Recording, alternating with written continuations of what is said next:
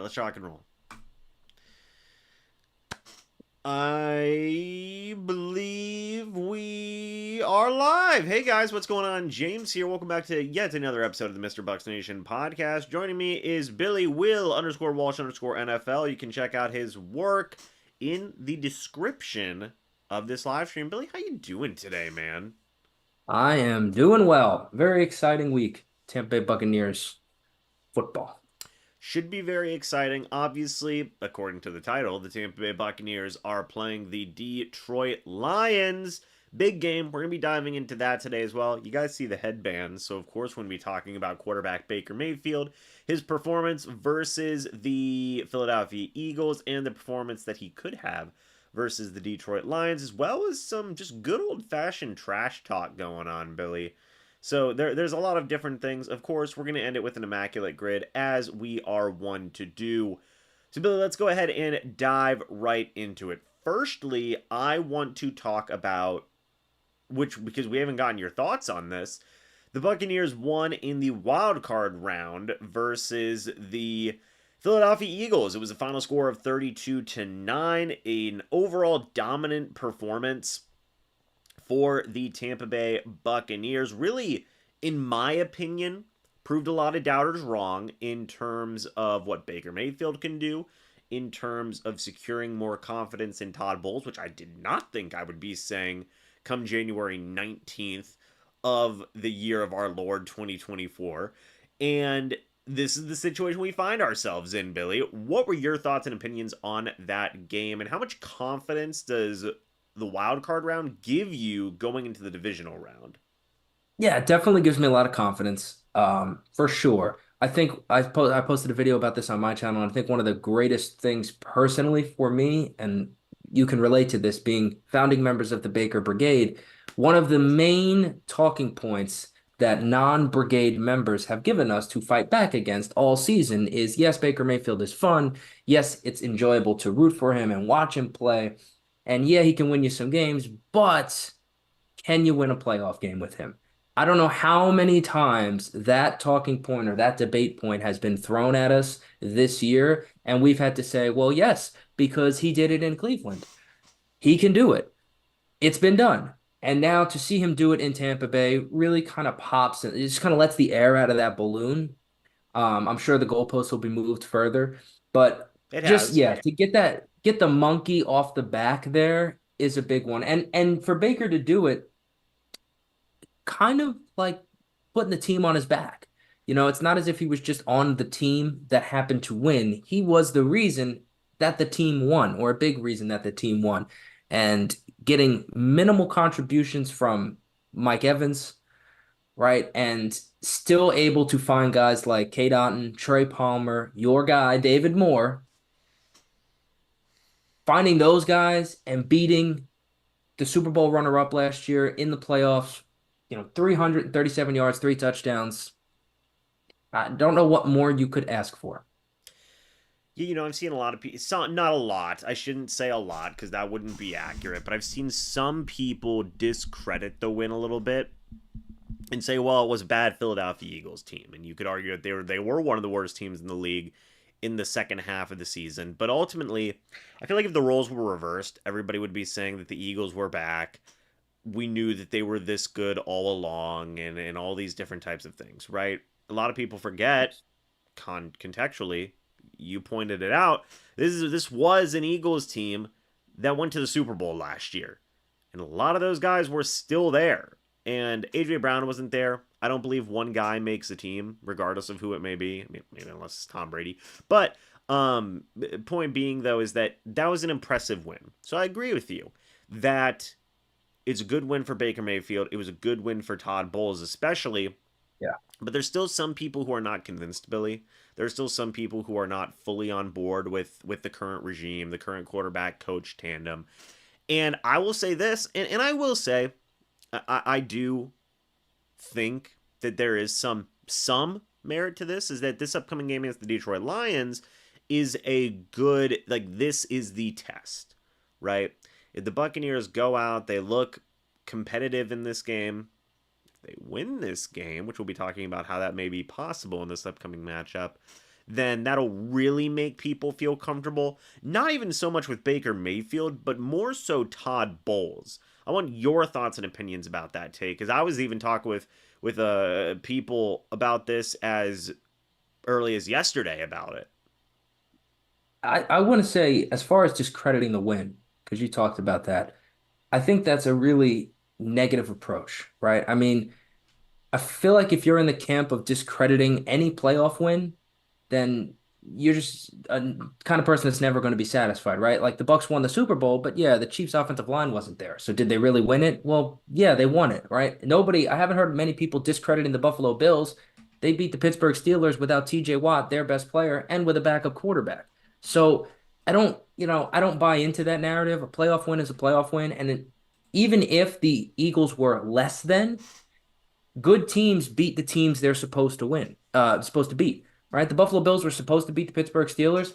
They beat them. The Bucs were underdogs, right? But they were, in theory, if you're the better team, you're supposed to win. They won.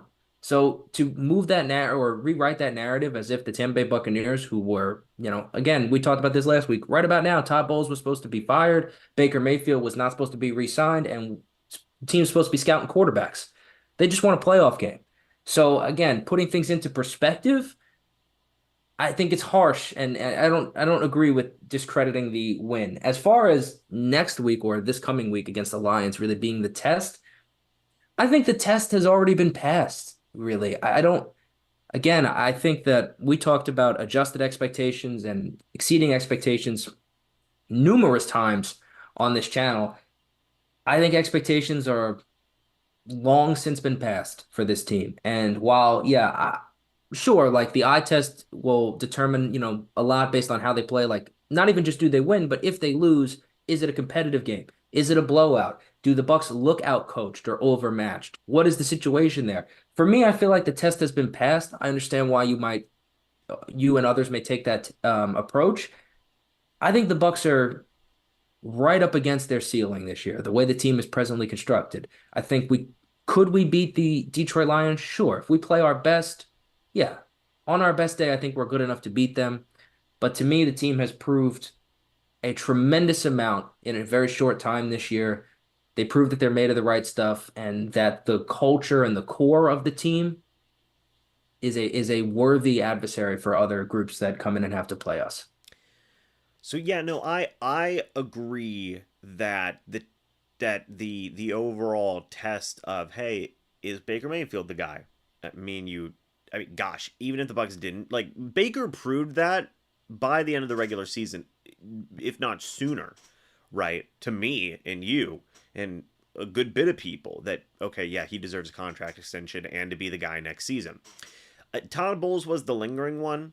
This playoff, we've talked about it a ton, but the wild card win was so huge, and I agree with you. I think that in that case, yes, Todd Bowles has to answer the question of, has Bowles earned another year and is his job safe? The answer is absolutely. There is no doubt in my mind, Todd Bowles. I've said it before and I'll say it again. I think Todd Bowles bought himself 2 years with that one playoff win.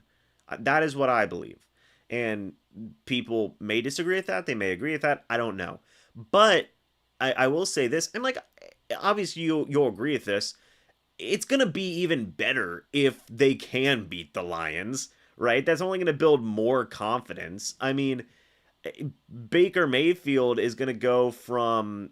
I was talking to Evan Watts of the Cannon Fire podcast about this yesterday, and we were talking about contract expectations for Baker Mayfield. We've talked about that in the last podcast episode, where we feel like Baker is probably at a $30 million per year contract right now. If he wins against the Lions and goes to the NFC Championship, Billy, he's like looking at 35, maybe even 40 million.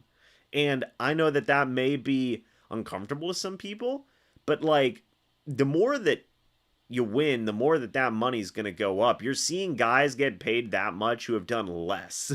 And that's just to talk about Baker. For me, the confidence level in Todd Bowles would skyrocket if he could make to an NFC championship game. I would go from feeling optimistic, maybe even I would say cautiously optimistic about the next couple of years of Todd Bowles, to okay, this is a coach that you can give some pieces to and let him go to work, kind of deal. Is that fair to say? Yeah, I 100% would agree with you with Bowles. I think it's hard for me because, yeah, it's easy to be critical of Todd Bowles. I think a lot of people are overly critical of him, although some of it is definitely deserved critiques. But Bowles is last week and even the week before against the Panthers really was a nice showing that he's still got his fastball, right? He's a defensive coordinator who's, you know, currently as a head coach. The last two games in must-win, gotta have it games, his defense let up a total of 9 points. Okay, that's like really good, and he's doing it against last week against a team that nobody would argue lacks talent, right? He's Offensively. I could argue that he's overmatched even when you look at the Eagles offensive line versus, what we've seen some from Tampa's defense this year. I think Todd Bowles, especially throughout the season dealing with, although they're relatively healthy now, the Buccaneers defense has been beat up this year. And Todd Bowles they have struggled at times, but Todd Bowles has done a relatively good job of mixing and matching and putting pieces in play creatively to get a solid result. While the defense has not been what it's been necessarily in years past, they're third in red zone scoring allowed, and they have been a overly relatively reliable group for the Buccaneers. And I just think that kind of contribution gets overlooked. Yes, you could question his game management, his lack of aggression, though he did go for a fourth down in the game against the Eagles, which was nice to see. You can question those things about him, of course, but he was a defensive coordinator. That's why he got the job. His defense, with their backs to the wall, has performed now 2 weeks in a row. You just gotta. I think you really have to. You want a playoff game outside of Bruce Arians, right? We're going back to John Gruden for coaches that have won playoff games, for the Tampa Bay Buccaneers. And Todd Bowles is in that short list, right? So I think, yeah, I don't know if I'm giddy about Todd Bowles, but you have to give credit where credit is due. The way he has handled Devin White as well is another situation that I think deserves a lot of credit. Showed great coaching chops the way he has handled Devin White and the way this team has played for him because they had their backs to the wall and they could have quit long time ago. And they didn't, right? They stuck by their coach. And I think that there's merit to that. It shows that he's got the pulse of the team. It shows that he's got the locker room fighting for him still. Yeah, no, I mean I agree with all that 100%. When this team was 4-7, the players didn't give up on Todd Bowles, and that's so huge because we've seen so many situations where the opposite happens, and that didn't happen. So I agree with you. I would say Todd Bowles in terms of offensive aggressiveness because defensively the dude's aggressive as can be. Yeah. Yeah. I mean absolutely as can be. Um, but yeah, no, I agree. I've been very impressed throughout the second half of the year with Todd Bowles. Like you said, he won a playoff game that matters, and we'll see what they can do here against the Detroit Lions. And let's talk about that game. Kind of diving into that, Billy. The Detroit Lions obviously were a team that played the Bucs earlier in the year. They gave them was it their second loss or because I believe the Eagles gave them their first loss on the year, right? First loss was to the Eagles. Yeah. And this was the creamsicle game. Bucs came out, looked pretty flat offensively. The final score was 20-6. Now in that game, both teams are looking incredibly different than when that matchup happened, right? The Lions have gotten healthier, as a lot of Lions fans have pointed out to me in the comment sections of my videos. And the Tampa Bay Buccaneers are a vastly different team, both offensively and defensively. When you look at this matchup, where do you see the Buccaneers potentially having success?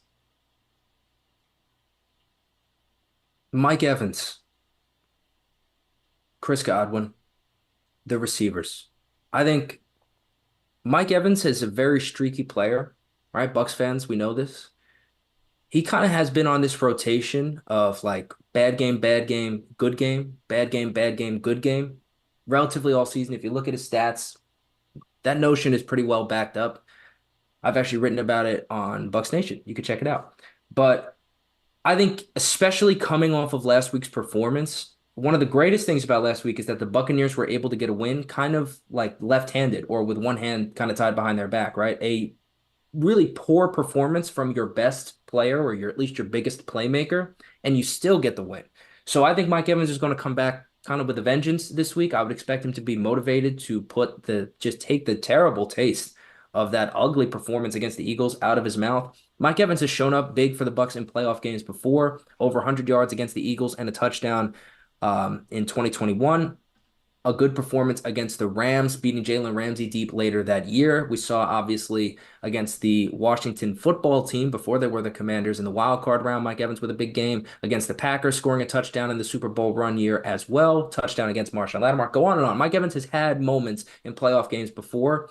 I think it was an uncharacteristically poor performance last week. I would expect him to be motivated to significantly improve. And if the Buccaneers keep a similar game plan to the one that they had offensively last week, they're going to give him opportunities to do so.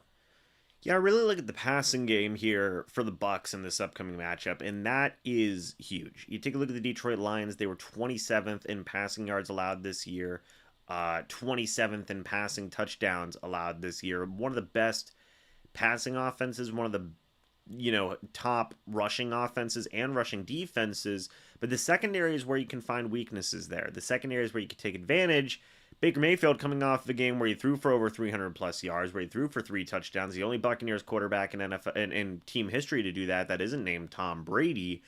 That's notable and that's huge. You could see similar results in this matchup, like you said, getting Mike Evans involved, getting Chris Godwin involved. They're due for a good game at this point. You Yeah. have David Moore and Trey Palmer who were able to contribute. You have Kate Otten who was able to contribute as well. Offensively speaking, this is going to be obviously more important than I would say the running game. And that isn't even to say that the running game is going to be automatically bad in this upcoming matchup. But whenever you're looking at where the Bucs can take advantage, that's where they can take advantage, is more so the passing versus the running game. Although I will say, you take a look at their recent opponent in the Philadelphia Eagles, they had a top 10 rushing defense, and Rachaad White was still able to have a pretty decent, a decent-ish game. So that isn't to say that Rachaad White would be bad per se, but more so I would agree where it's look to get your top wide receivers involved. Mike Evans, Chris Godwin, Baker Mayfield being in that mix as well, and rely on still what is the biggest offensive strength for your team, and that is that all-star group of wide receivers. And speaking of which, before we move on to the defensive analysis side of things and how the Buccaneers can get after Jared Goff, Chauncey Gardner-Johnson, defensive back for the Lions, had some stuff to say about the Tampa Bay Buccaneers. He said, great wide receiver core if they had, great wide receiver core. If they had a good quarterback, they'd be even better. And he mentioned Mike Evans, Chris Godwin, Russell Gage. Now, there's a bit of a problem with that because Baker Mayfield was asked, what is your response to that? And he said, well, good player. Great. Chauncey Gardner-Johnson's a good player. He must not be watching a lot of film because Russell Gage hasn't played a single snap for the Bucs this year, which is very accurate. So, what are your thoughts and opinions about Chauncey Gardner-Johnson's comments on Baker Mayfield, and then Baker's response to that about Well, this offense and Baker? yeah, Chauncey Gardner-Johnson. I mean, Bucs fans, we know him well, right? You could take Chauncey Gardner-Johnson out of the Saints, but you can't take the Saints out of Chauncey Gardner-Johnson. I just I wish to me, I think Baker Mayfield, like won the interaction. I think Chauncey said something that, and Baker kind of fact checked him. He kind of had a very cute, clever, witty, like sarcastic way to come back at him and basically say, like, you're an idiot without saying you're an idiot. Personally, though, I would have just let it be. I wouldn't even have responded. I would have taken a much more diplomatic approach than Baker took. I would have just kind of let the air out of the balloon and not escalated it anymore. I'd have just said something like, well, Chauncey Gardner-Johnson's a great player. He's entitled to his opinion. We do have a great group of receivers here that I benefit from playing with every week. Just move on and leave it at that. I think it should have been beneath Baker Mayfield to even respond to Chauncey Gardner-Johnson. But at the same time, I understand that Baker Mayfield is a different kind of competitor than I am. I would have just took it to heart, dismissed it publicly, and then beat him down on the field. Baker Mayfield clearly has shown throughout his professional and pre-professional career he's a back to the wall, underdog, trash talking kind of guy. So, yeah, when someone calls him out, he's going to, you know, he's going to get you back and he's going to not be afraid to verbally retort. Personally, I would have just let it rock and beat him on the field. I wasn't at all surprised that Baker Mayfield, zinged him back because that's very on brand for Baker Mayfield. But I am curious about your take on it. Do you like Baker's response, or do you feel like he should have responded differently or not responded at all? I'm very curious. I thought it was a fine response. I mean, I kind of clowned him, which Yeah. I always appreciate. Um, yeah, it was a fine response. I mean, I don't. He was asked about it, so he's gonna give a response. Um, it's fine. I mean, he didn't really go into any. He did say like, "Hey, guy's a great player. We have great wide receivers. We love Russell Gage, but he hasn't played for us this year," which I thought was just great.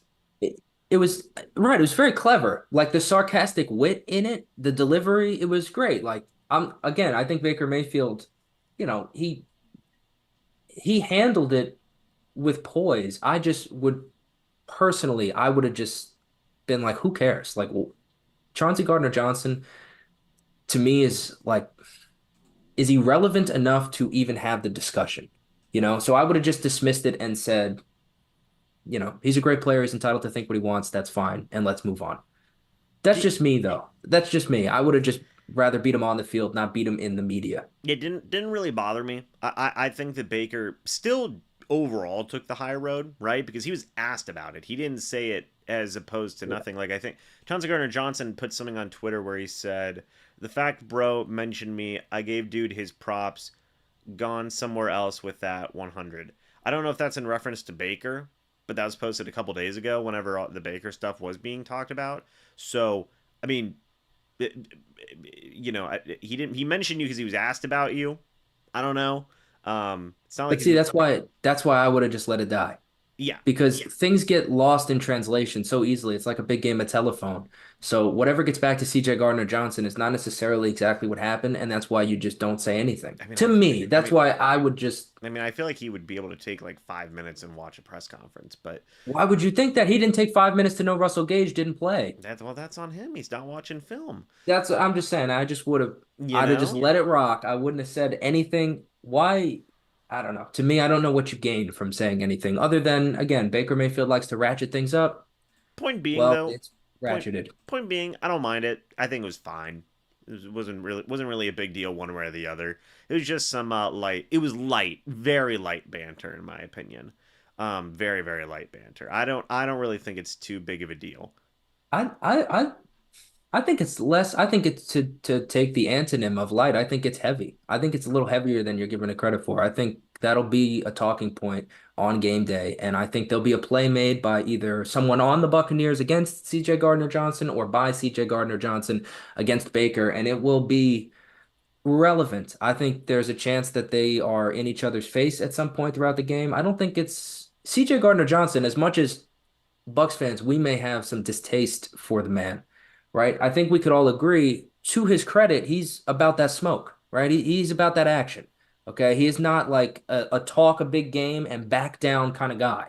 So I think, he'll be very, I think, aggressive in the game. And I think that this just amps up his aggressive nature.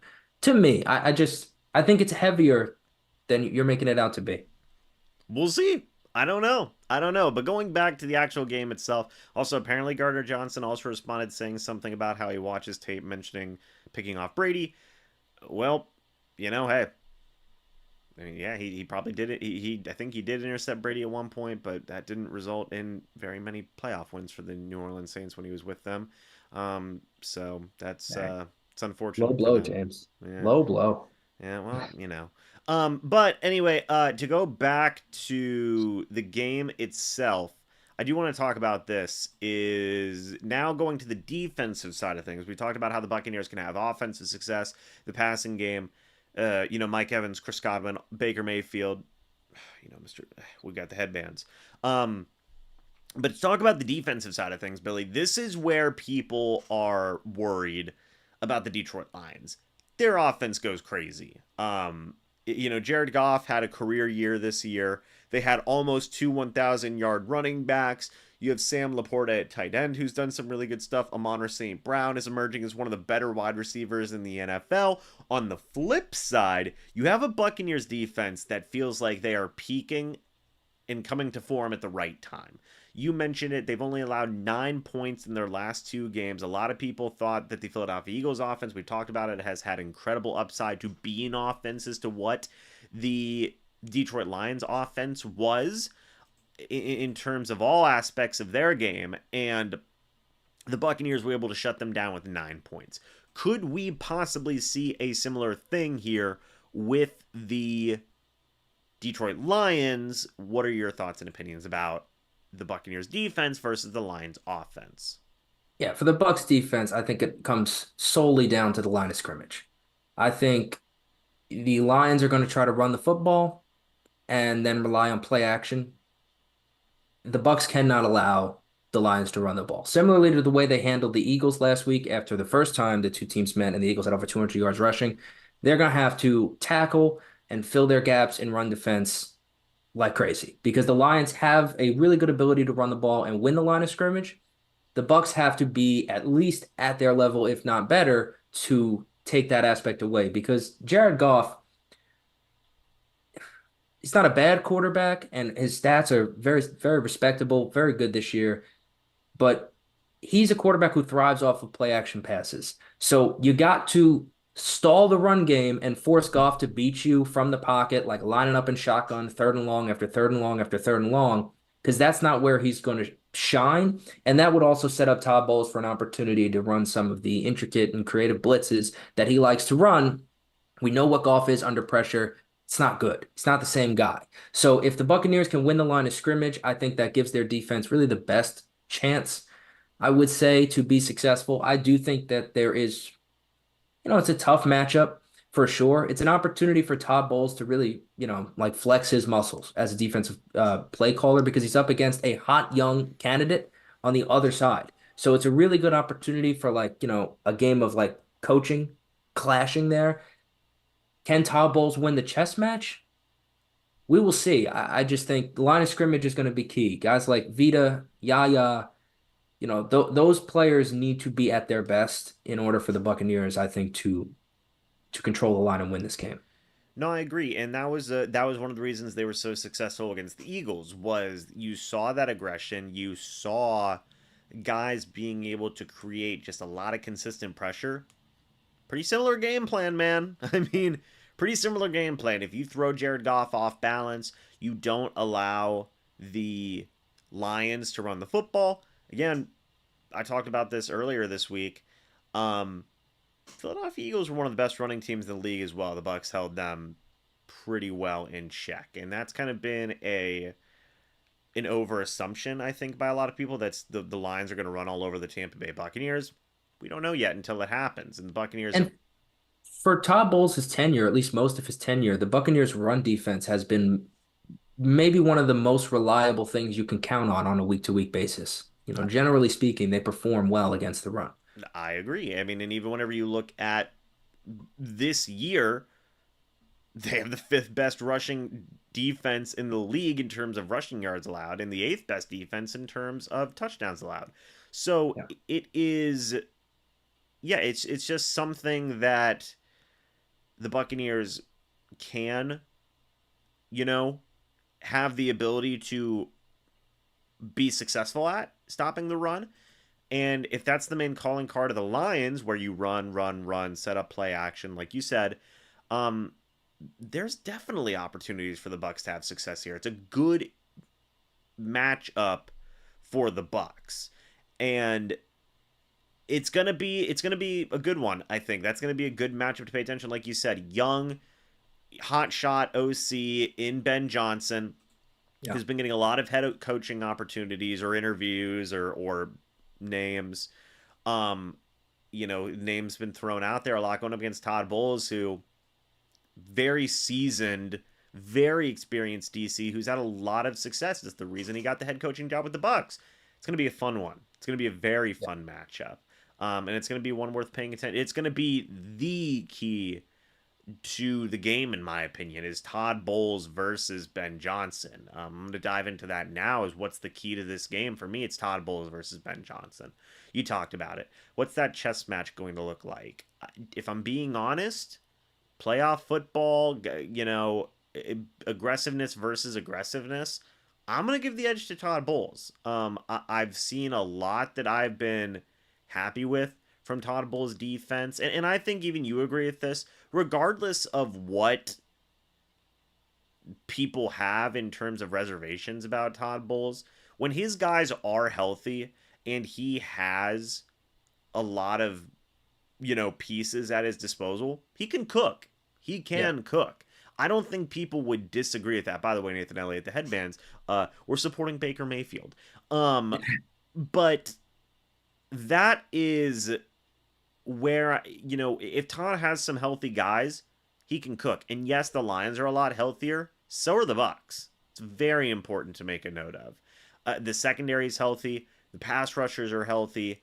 And this is where guys have stepped up and started building more momentum for themselves. This is where I think Todd has a lot of opportunities to do what he wants to do with this defense, and I think it's going to be a big benefit to the Bucs come Sunday.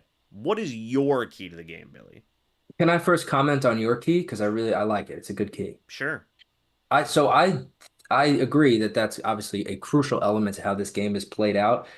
The thing that makes me nervous though is I don't think Todd Bowles. I think while Todd Bowles is, the savvy, wily vet, him versus Ben Johnson, I just think that Ben Johnson has a better stable of horses than Todd Bowles.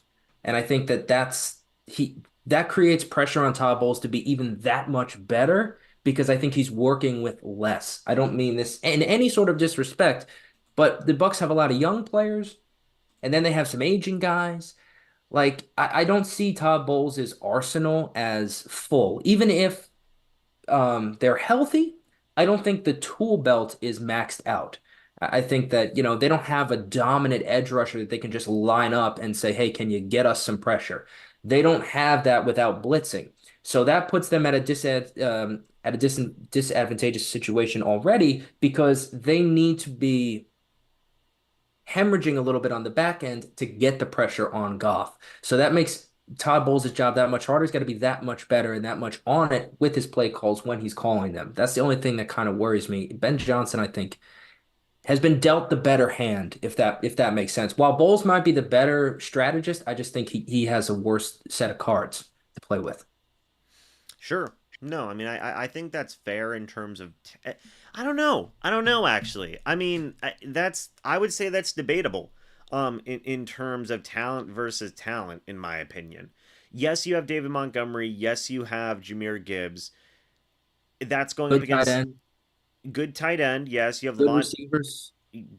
I would say you have Amon St. Brown, and then after that, it's been a rotation of guys. And I like Josh Reynolds. I think that Josh Reynolds is a very good wide receiver, but I would argue that in terms of groups, Carlton Davis and Jamel Dean and Zion McCollum, I think is a better group of cornerbacks collectively than what the Lions have at wide receiver. Now, are the Lions used better, but used in a way to where those guys are really bumped up? Yeah, I think so. Um, I'm gonna say though, while collectively, yeah, I think those corners are maybe better than the receivers of the Lions on paper. Devontae Smith was the only receiver they had to worry about last week, and Devontae Smith is the only offense the Eagles had. so So he was still successful. So while yes, on paper, those corners are big name, high paid guys, I don't know that it's as simple as saying I just think Todd Bowles, I think he's really got his work cut out for him. I don't think it's, again, you're looking at, And, I and would say, what about Ryan Neal? What about Christian Izien? What about Joe Tryon, Shoyinka? These are guys, I mean, he's going to likely go into this game starting KJ Britt, and we've raved about KJ Britt. And yes, KJ Britt has brought very positive contributions to the lineup, but KJ Britt is, up until very, very recently, a backup unheralded player that Todd Bowles is going to deploy in a playoff game as a starter. So he's going to be putting a lot on guys that are, not necessarily proven dominant players. I just think it'll take his best performance as a coach, I think. and I would agree, and I do agree with you, and but it's also important contextually to see that okay, the Eagles' offense that they just beat had Jalen Hurts at quarterback. DeAndre Swift was a 1,000-yard rusher, which they are one of the top rushing offenses in the league. Devonta Smith, we talked about him, a really good wide receiver. Dallas Goddard, a lot of people consider him one of the better tight ends in the league. The offensive line of the Eagles, a lot of people considered one of the better offensive lines in the league. There's comparable talent there between the two teams where you just saw proof of a Todd Bowles defense can hold them to 9 points in what was considered this offense with a ton of upside and a ton of talent. Obviously, A.J. Brown was not there, and that's a big deal, and that is definitely worth noting as well. What I'm saying is that these players that we are talking about with KJ Britt and the defensive line and the corners and these things, they just put held an Yeah, offense with loads of potential to where people wouldn't be surprised. And again, we talked about it where if the roles were reversed, they would have been saying, well, the Eagles offense is back. We knew this Eagles offense was this good the entire time. Jalen Hurts, he's back. MVP caliber Jalen Hurts. They just held that offense to 9 points and shut down that narrative, right? And yes, this is a Lions offense that has a lot more momentum on their side and a lot more things going for them, right? Than what the Eagles had. But I would also argue that yes, Todd Bowles obviously doesn't have all the pieces that he would probably want. Could he use another top tier pass rusher? Yes, absolutely. Could he use another safety that isn't um, Ryan Neal or Christian Izien? Yes, absolutely. But whenever you do look at some of those things, how does he make up for that? He makes up for that by having a Levante David. He makes up for that by having a Vita Vea. He makes up for that by having an Antoine Winfield Jr. By utilizing his top pieces as much as he possibly can, takes away from a little bit of that lack of let's call it depth, I guess, sure. or overall consistency with those groups. The stars that they've been having at every level have been playing all-star Yeah, level. And even the younger guys you're seeing step up, like a Kalijah Kancey, who was getting pressure left, right, and center last week, like a Yaya Diaby, who we've yeah, talked about, who's been yeah. good time and time and time again. Those are the types of guys that you are seeing step up. Now, again, comparatively, again, I will say, like, I think both guys have been doing a good job at getting the most out of their units because, again, you talk about KJ Britt, Khalif Raymond, Josh Reynolds on the wide receiver room. Sure.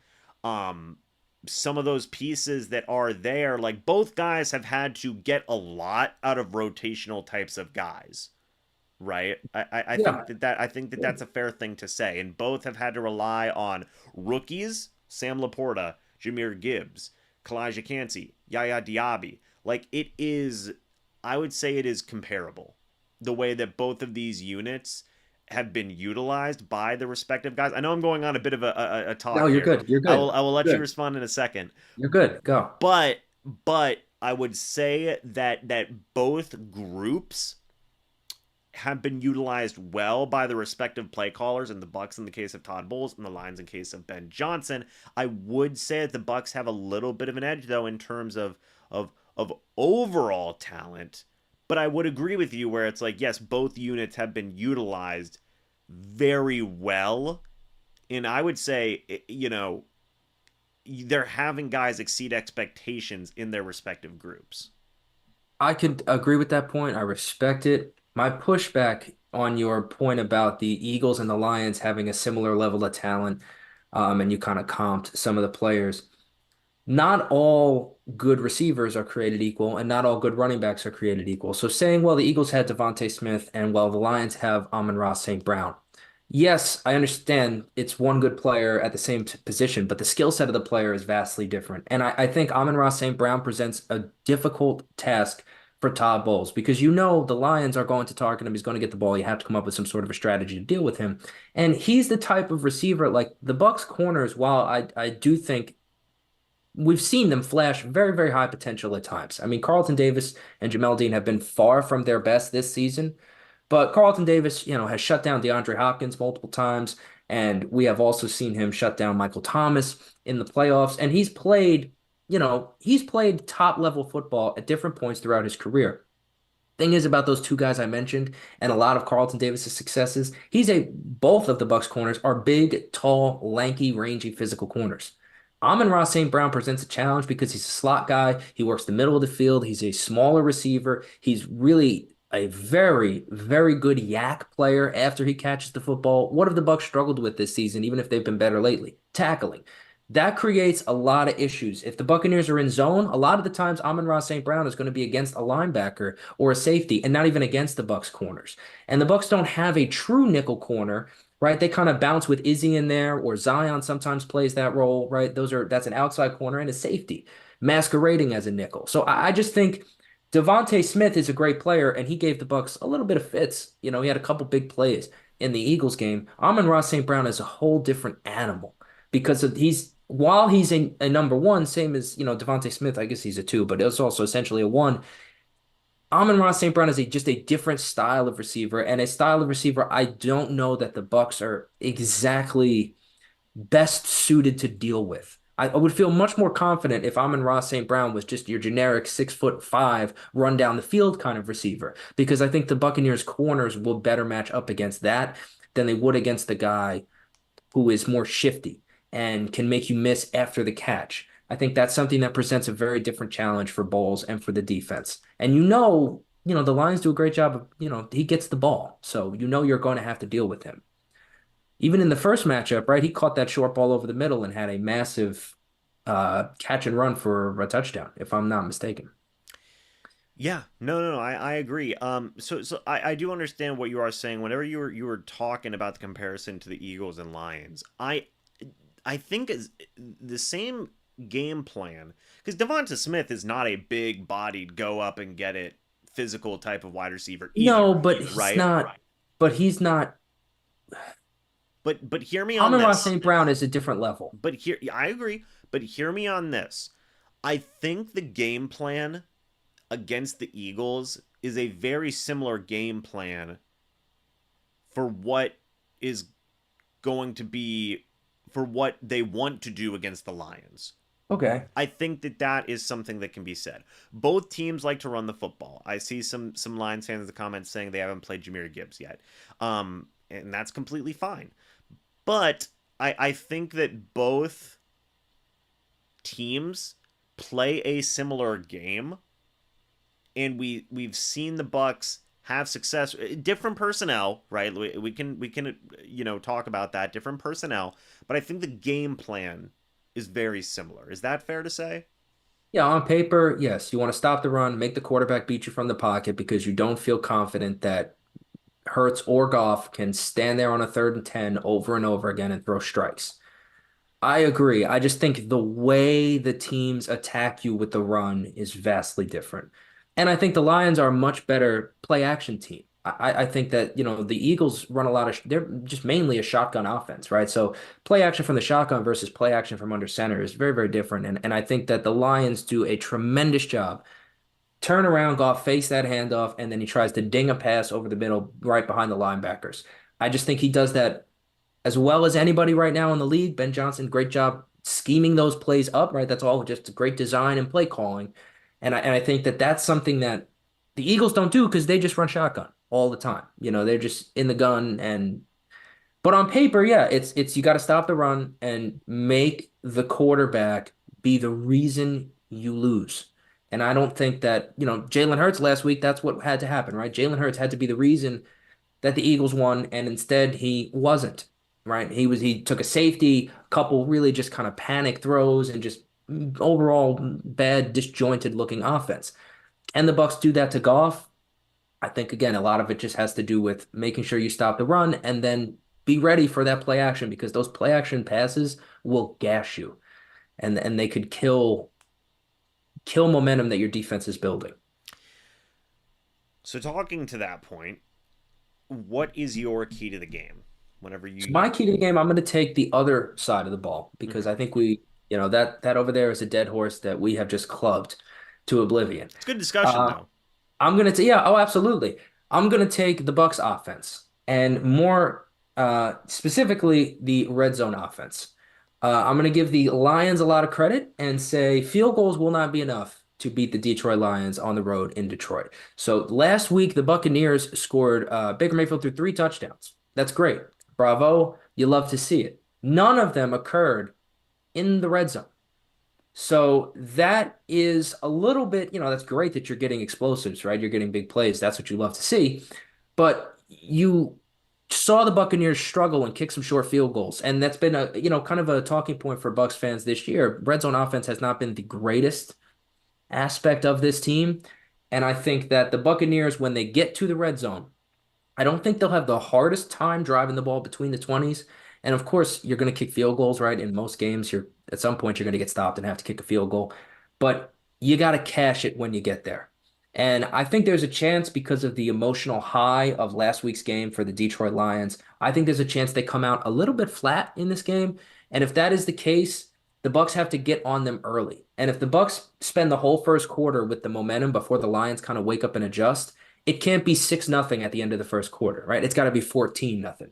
So when you're up and you've got momentum, it can't be field goals, it's got to be touchdowns to kind of give yourself that cushion because I think the game will ultimately be close, I think, and the difference of 4 or 7 points versus 3 is drastic in close games. I agree. I agree, and I think that that was something that was worrying in that Eagles game. Of ooh, they're settling for a lot of. I think they settled for 3 field goals versus scoring touchdowns, and there Yeah. was worry like, ooh, that's a lot of field goals they're settling for. Thankfully, it ended up the defense absolutely clamping down on the Eagles, and it wasn't necessarily an issue at the end of the day. We could see a similar situation, but obviously, you don't want to bank on that. Right. Um, And it's nice to have a really reliable kicker, right? Who can, you trot him out there for 3 kicks. One of them was, 54 yards, and he just bangs all 3 through. I mean, that's fantastic. But yeah, like you're saying, you would like to not put it on the kicker or on the defense, ideally. yeah, yeah, no, it's true. It's true. So I mean, like, no, I agree with you. Where settling for field goals, obviously scoring more points helps anyway. So I know I do agree with you. I think that if the offense is rolling, especially right out of the gate, then you're gonna feel good about this game, right? Yeah. You're gonna feel really good. Is that the Bucks are gonna have to start off hot and not take their not take their foot off the pedal, so to speak. Um, but with that being said, Billy, I think we've done a pretty good job at covering this game. What do you think? Yeah, yeah, this has been fun. Yeah, It's this a is little bit heated in a good way, like a really good debate. I like that. yeah, it was good. It was a good back and forth. It was a good talk. Um, with that being said, what do you think ultimately happens in this matchup? Are we talking score prediction or just general? We can do both. Why not? I'm gonna say I think it's a close game. I think the Bucks have to play their absolute best to win because I do think the Buccaneers are right at their ceiling. I think they are peaking. So they really need to be really just stellar to win. I'm going to say the team that wins the turnover battle wins the game. And I think I hate to say it. I think it's a close game and the Bucks probably lose like 24-20, maybe 21-23. I think it's a close game, but I think turnovers and maybe like a silly mistake somewhere doom the Bucks. A false start into a turnover or something like that, I think hurts the Tampa Bay Buccaneers. Okay, I am gonna think the Bucks shock the world. Okay, I like it. I'm gonna give it to them. Put your chest out, James. Yeah, Chest out. I'm gonna give it to them. I'm gonna say the Bucs win. I'm gonna say I do agree with you. I think it's gonna be a close game. I'm gonna say it is going to be 24-20. Oh, I picked the same score. What I say, 23-20. So, Yeah, or 24-21. Yeah, same vibe. You that's. just think the Bucks are going to make that key play that's going to be the difference. I think that Baker and Bowles say we can do this. We can beat a good team. I mean, what a monumental win this would be, Yeah. right? I mean, my gosh, I think the Bucs have already had a successful season. I really do believe Yeah. that. This would be, gosh, not even blowing expectations out of the water. This would be like rocketing the expectations into deep space and just sending them out there to hit Pluto or something. Like that's where the expectations would be going because it would be out of this world. Yeah. Well, Is it rewrites the entire book on expectations because I mean, then the Bucks would be in the top four teams in the league. yeah, which would be freaking nuts, Yeah. freaking nuts. So I'll say the Bucks get the win. Why not? We ball And out. I will say on your take, and even I'll say on my take in terms of like the game, we both had a close game, right? So we're both predicting, Baker Mayfield to play fairly well, right? Obviously, he's not going to play like if he was playing terrible, the game would be unlikely to be close.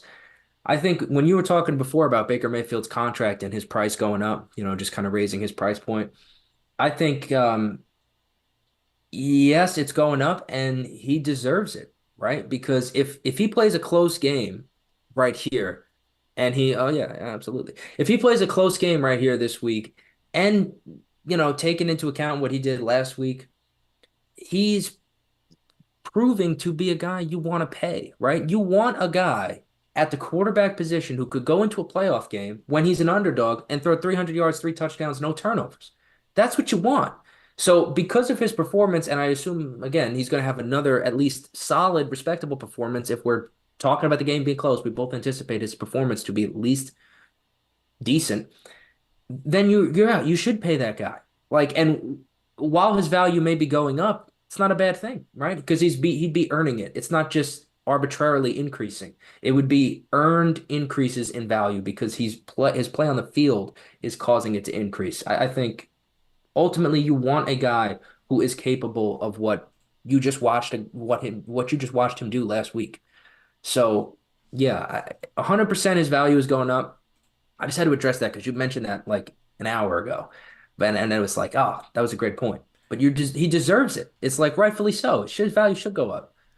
Yeah, I mean that's just kind of where yeah, that's just kind of where I feel like things are right now. I think that Baker obviously is coming back, or they're gonna work to bring him back. I mean, obviously we can't guarantee anything, but he just earned himself more money, in terms of whatever that contract extension may be.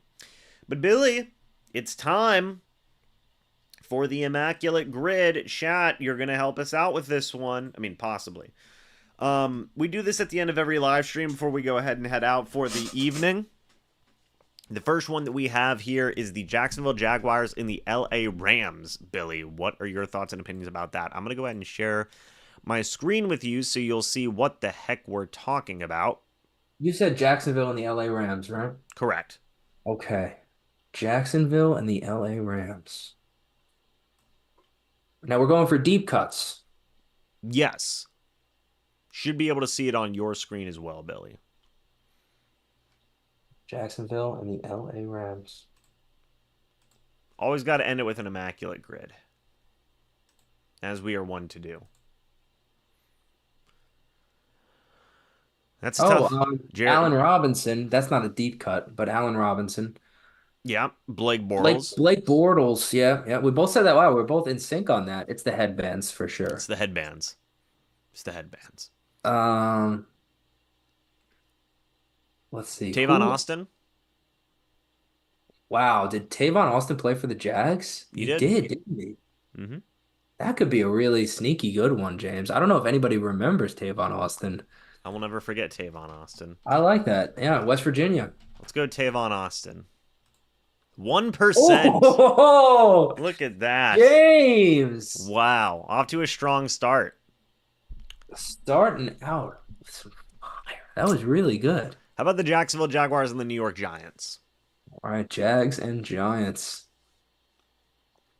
Um, Tom Coughlin. I wish. I wish you could put coaches. Unfortunately, you cannot. Um, did Toby Gerhart ever play for the Giants? It's weird that that's the first one you go to, though. Yeah. I went to Mark Brunell. I don't think he ever played for the Giants. I thought about Mark Brunell, but Oh, but Mark Brunell, the Jets and the Jags. okay.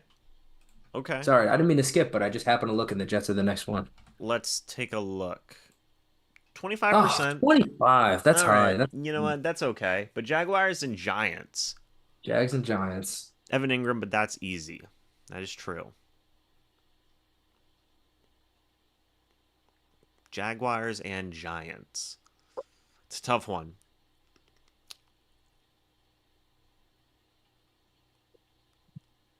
It is a tough one.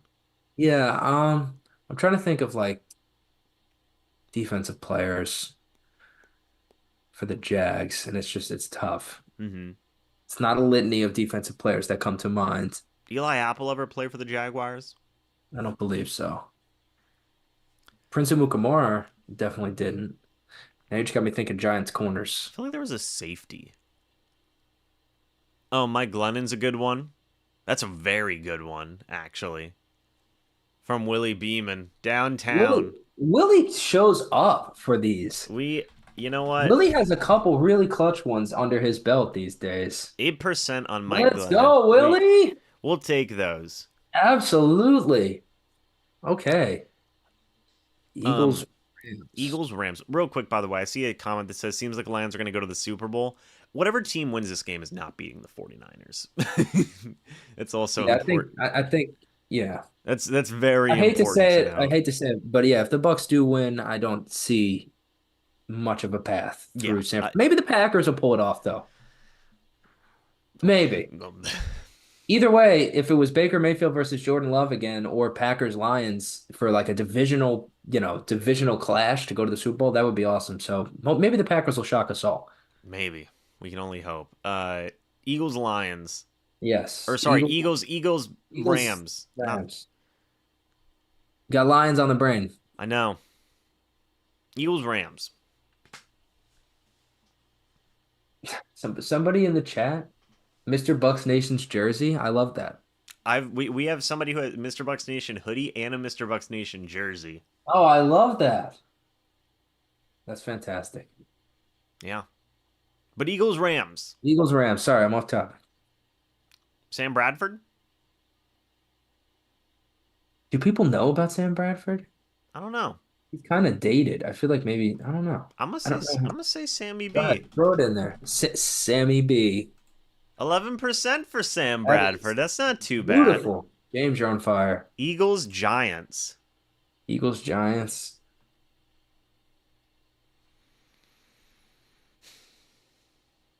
Eagles, Jets. You can put Josh McCown. That is true.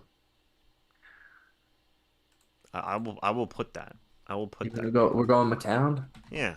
Bucks quarterbacks all day. 13%. 13. That's Wow. not too bad. No, you're killing it. Yeah. And you have Tavon Austin with 1%, buddy. That's Eagles, Giants though. That's a tough one. It Still, shouldn't be. They're divisional opponents. I feel like they trade like players get swapped around the division all the time, like eh, on waivers and stuff. they move pieces around a lot. Oh, all right, Kenny, this isn't a great one, but James Bradbury definitely played for both teams. But that's not a great one. Oh, Dominic Rodgers-Cromartie played for both teams. did he? I don't know if that's a great one either, though. I think that's kind of Everybody's saying Kenny Phillips. I will trust in the chat. all right. We're going chat. Kenny Yeah, Phillips? we will go Kenny Phillips. It was wrong. Chat. Chad, what happened? Chat. We're Oh not. my gosh, and that was Willie. We're not immaculate. Willie Beeman. Oh my God, my heart. Oh no. 1,000-yard receiving season for the Rams. Allen Robinson? No, Allen Robinson never had 1,000 yards. Oh no. Oh God.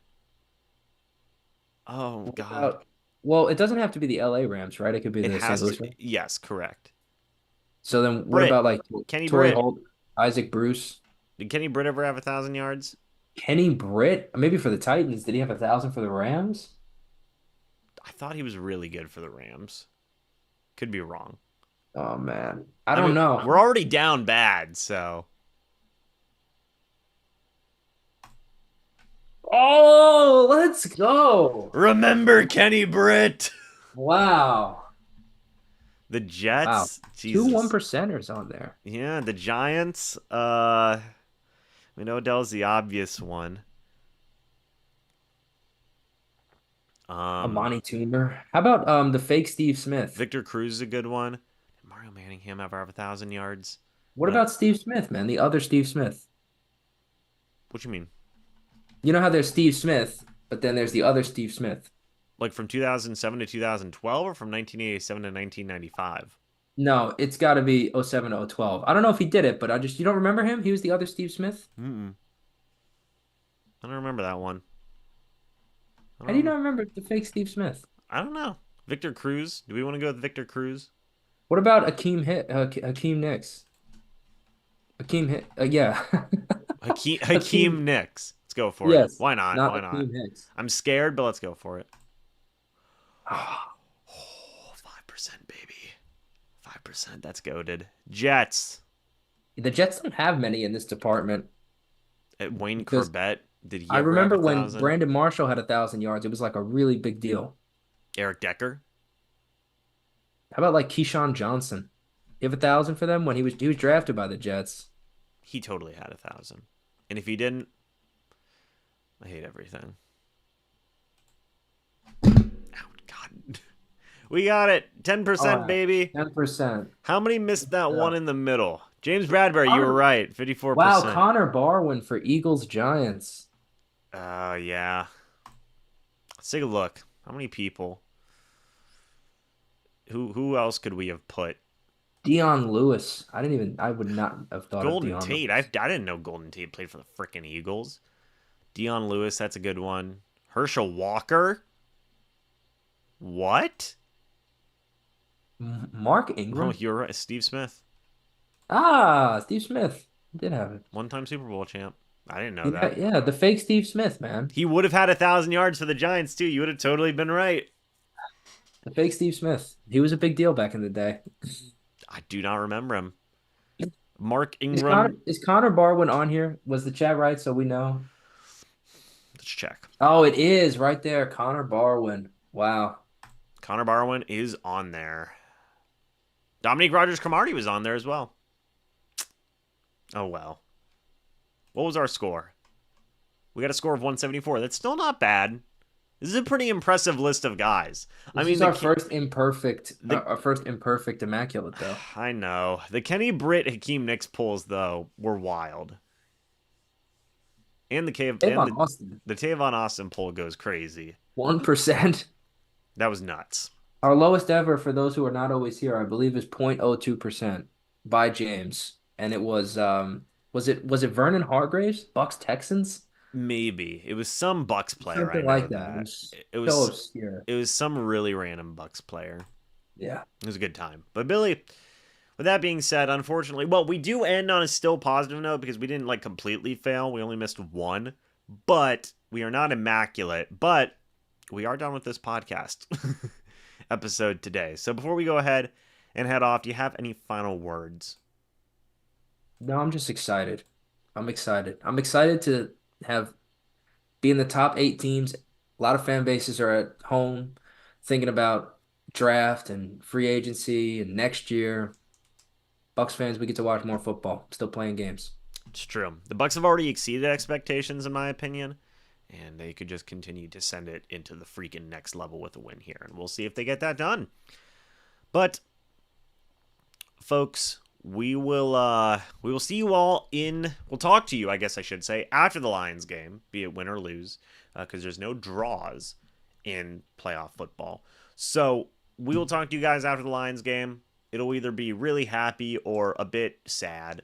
And we will discuss it then. But guys, hey, thank you so much for watching, for listening in on this podcast episode. Greatly appreciated. Go subscribe to Billy, by the way. His stuff is in the top of the description here on this channel. We're trying to get him to 1,000 subscribers.